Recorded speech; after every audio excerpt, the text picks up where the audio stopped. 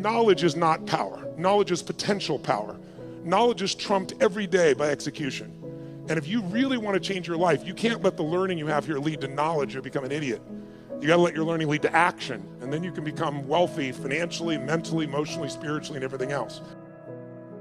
At this point in my life, nothing surprises me because every culture is different in the world, all the countries I work in, but we all have the same human needs. And so I hope I don't make any faux pas. I've been coming here for 25 years, so I think I probably won't make too many of them while I'm here. But I hope you know they won't be out of disrespect. But I really give a damn more than culture. I care more about the individual. It's because I've been obsessed with a question for most of my life, and the question really is, what makes the difference in people's lives? Why do some people perform so poorly consistently even though they have every advantage?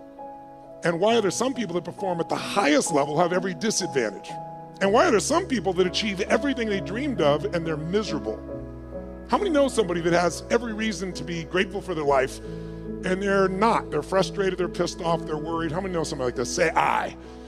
It's chronic. It's chronic in the world. And to me, that's failure. If you succeed and you're not fulfilled, that's failure. Because when you're not fulfilled, you've got nothing to really give anybody else. The problem is when you are learning in the way we've traditionally learned, it was preparing you for a different world than the one we're in. You were supposed to sit passively. When you report to your position when the bell rings, and then what do? Talk to your neighbor, initiate, make shit happen? No, what are you supposed to do? Sit down and what, guys? What are you supposed to do?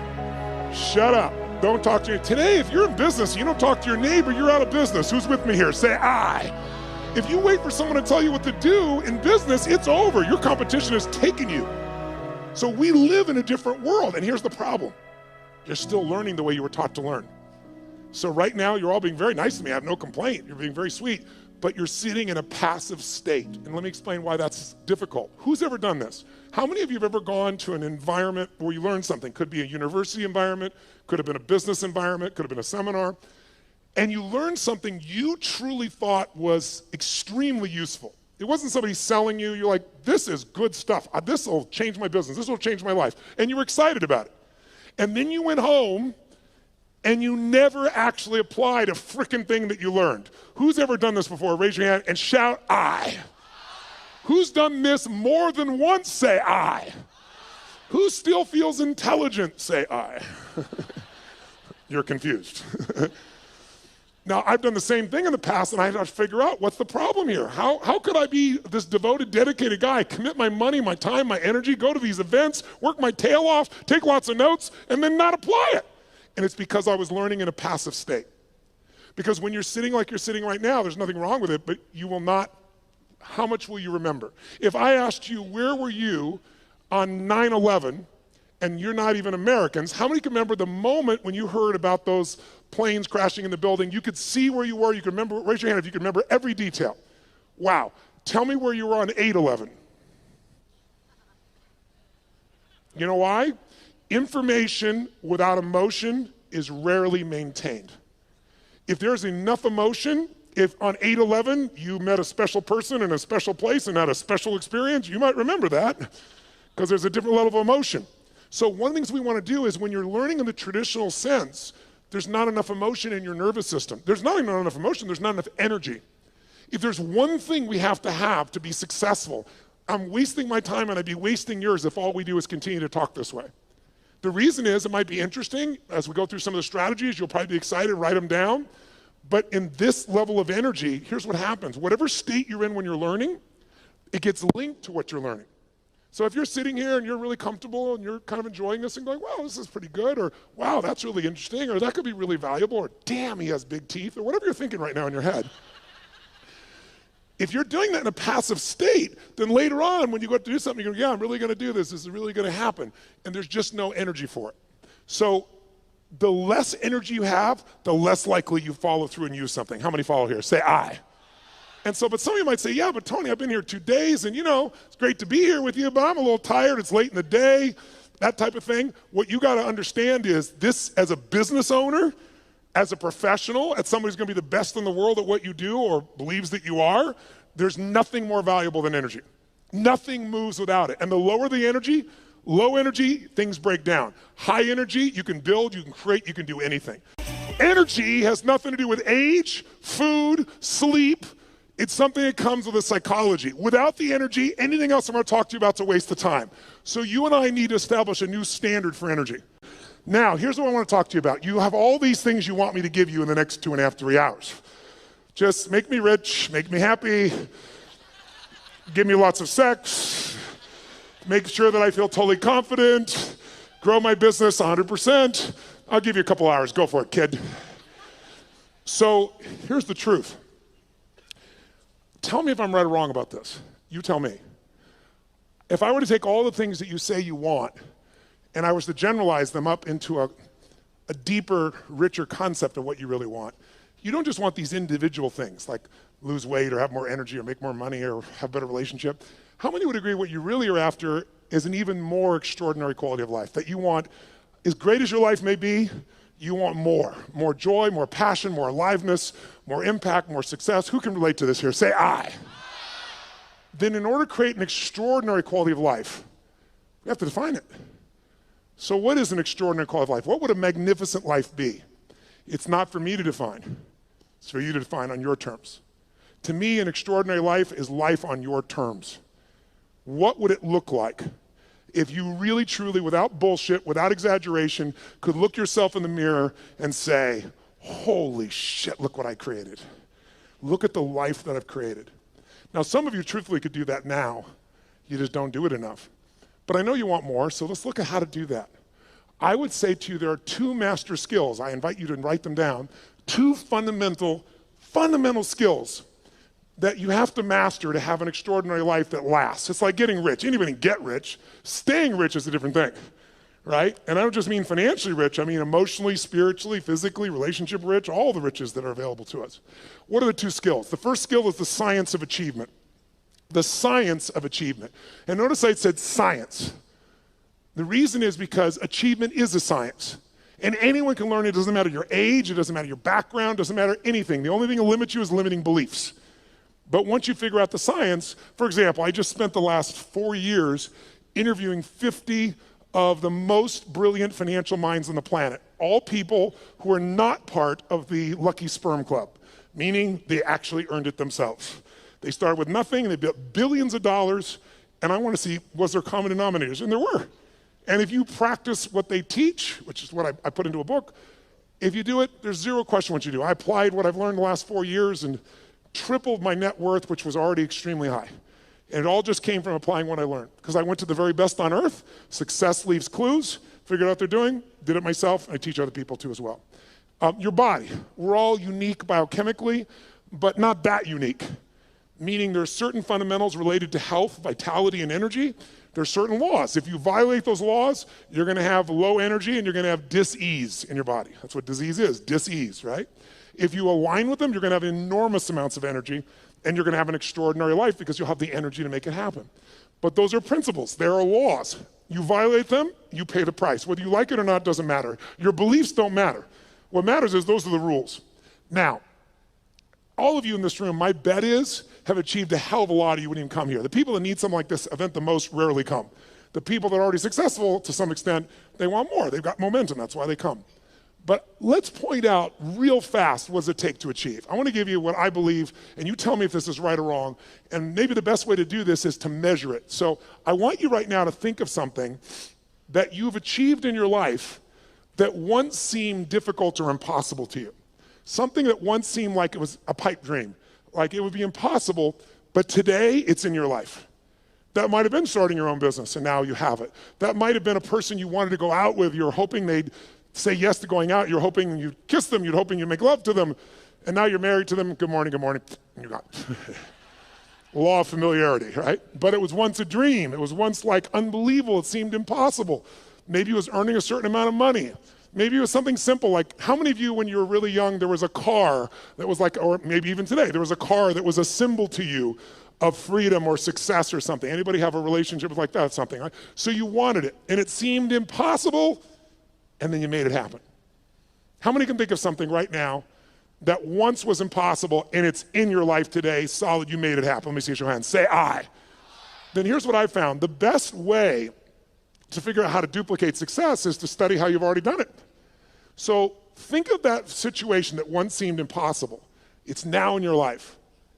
When it was impossible, what made it go from impossible to your life? Think about it. Well, what did you do to take this thing that seemed impossible and now it's in your life? But I would argue to you that there's 3 fundamental steps that everybody goes through at a minimum. If you took something once seemed impossible, it's there. And if we recognize what they are, you can go back to it and you know it works because you've done it before. And you can apply it to anything. And I've applied it most of my life. And by simplifying it, whenever I really want to achieve something, I come back to these 3 steps and I make it happen. So the first step is, tell me if this is true for you. You became obsessed by it.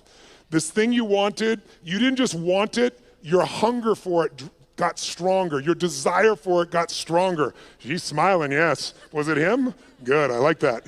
Lucky man, right? But you had this hunger, you had this desire, but it's a hunger and a desire that wouldn't go away. People always ask me, one of the most common questions I'll get asked by people in the media is, Tony, is there a common trait? Because I coach all these multi-billionaires now at this point in my life. So I've got guys that have now become, I've coached them, but they're now my friends. So people, like, to give you an idea, Mark Benioff, who started Salesforce.com from 0, and they're going to do this year $8 billion. And he did it right out of one of my seminars. Came up and told me, you convinced me, I'm leaving my company, I'm going to start this business, I'm going to apply the principles you taught. He said, it's called Salesforce.com, I'm leaving Oracle, we're going to do $100 million. He thought that was big. Now they're doing $8 billion. But I'm coaching these people. Or to give you an idea, Sir Richard Branson. Richard's a good friend of mine, 400 companies he has. He's just, and you say, what do these people have in common? A Steve Forbes, what do they all have in common? What they have in common is hunger. A hunger that doesn't go away. Most people are hungry because things are uncomfortable, they don't like how it is, and they go to try to fix it, or they lose weight to get in the bikini for a month or whatever it is, but the hunger doesn't last. The people that are most successful on the face of the earth, I think intelligence is one of the most valuable things a human being can have and develop. But how many of you know somebody who's incredibly smart and can't fight their way out of a paper bag, right? So intelligence is not enough. What's gonna make you maximize your ability is hunger. A hunger that doesn't go away. So in the area where you achieved, your hunger was sustained. You got hungry, you got desirous, but you didn't let it go. How many can relate to this when you think about this item, this situation? You were hungry, you were driven, and you wouldn't let it go. How many can relate to this? Say, I. And because you had that hunger, what did it do? It gave you the drive to do something, which is the second step. Once that hunger is strong enough, it'll pour you into action. So step 2 is you got to take massive what? Massive, write down, massive action is the cure-all. We all know it, but we forget it. People say, I don't know what to do. Here's what you do. Try anything. I don't know where to start. Throw up a rock, wherever it lands, start there. The next person goes by, go, I need to talk to you. You're the first person after the rock. Whatever it takes, you can get them going. But what people do is they think they have to know the answer. What they really got to do is get into action. But it's step 2 has 2 parts. Take massive action and effectively execute. Because if your goal was, let's say, to see a sunset, that's your whole goal, and your plan is you start taking action by running east looking for that sunset, I don't give a shit how positive you are. I don't care how much you believe, I don't care how enthusiastic you are absolutely not going to get the result because you have the wrong strategy, right? So you have to effectively execute. But if you take massive action and what you're trying doesn't work, what should you do? If you have this big goal and you're on fire for it and you're gonna make it happen, and then you try something that doesn't work, what should you do? Try something else. And what if that doesn't work, what should you do?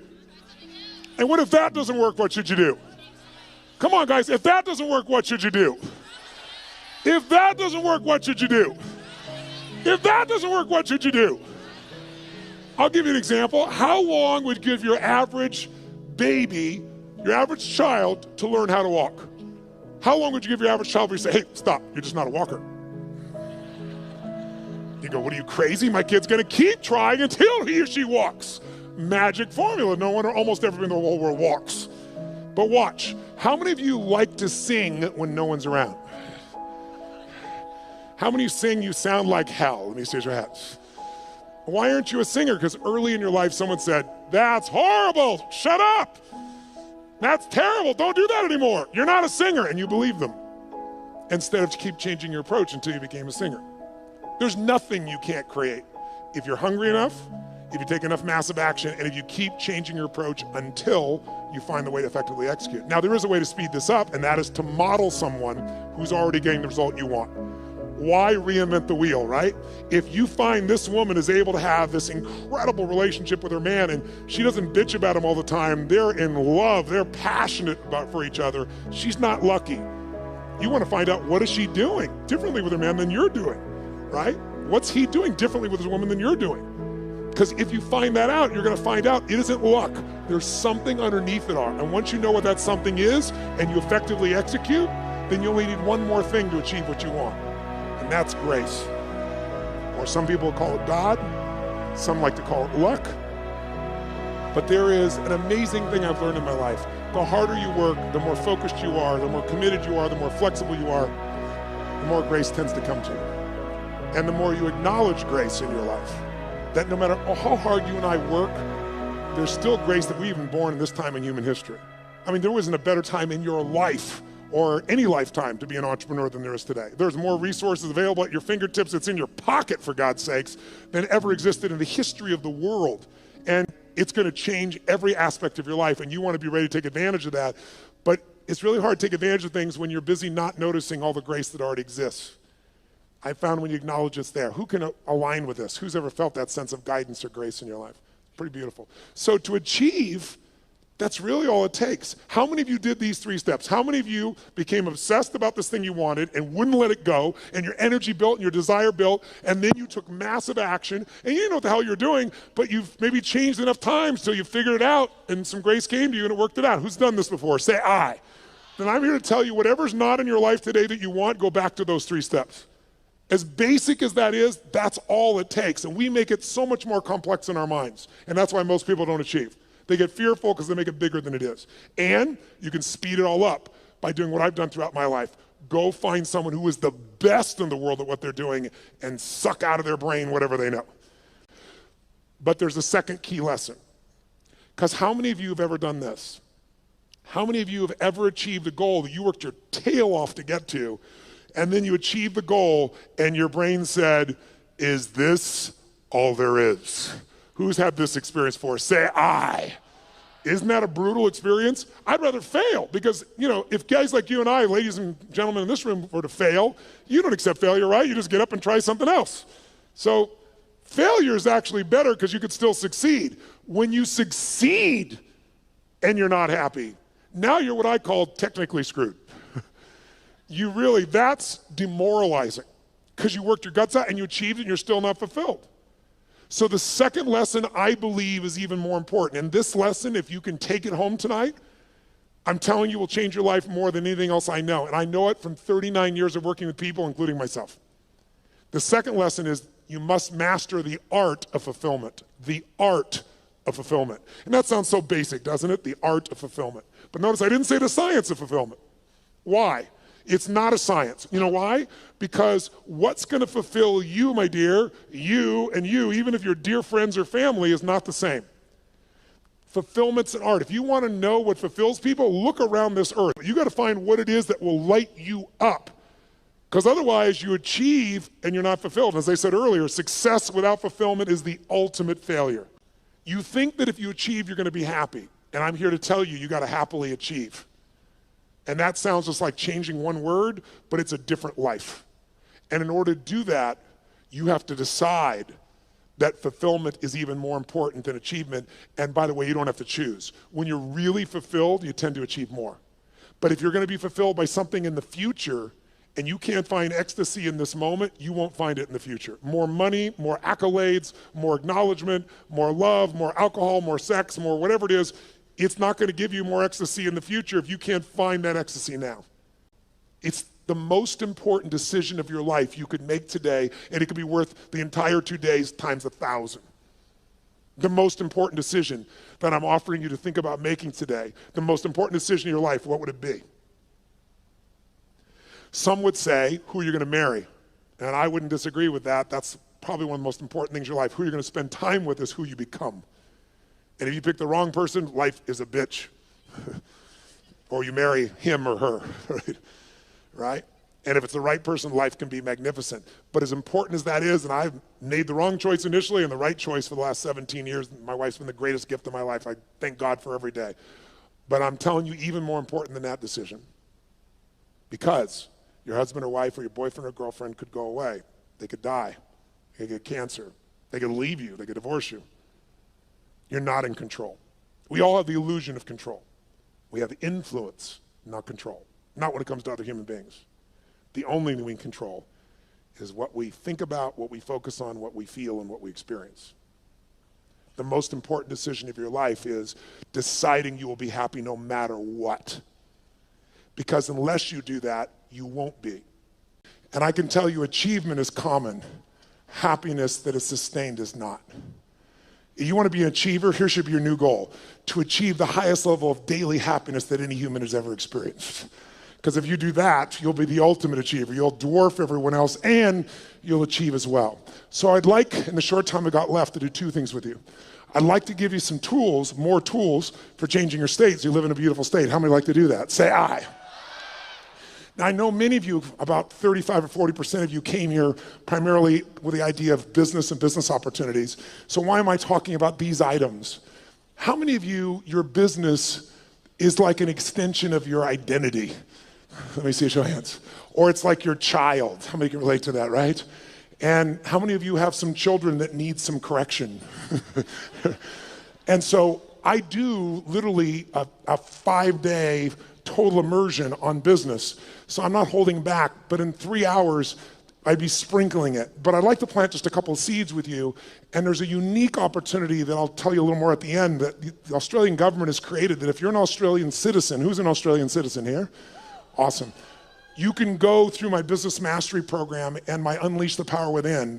One affects your psychology, one does every aspect of business. My promise out of the business mastery program is simple.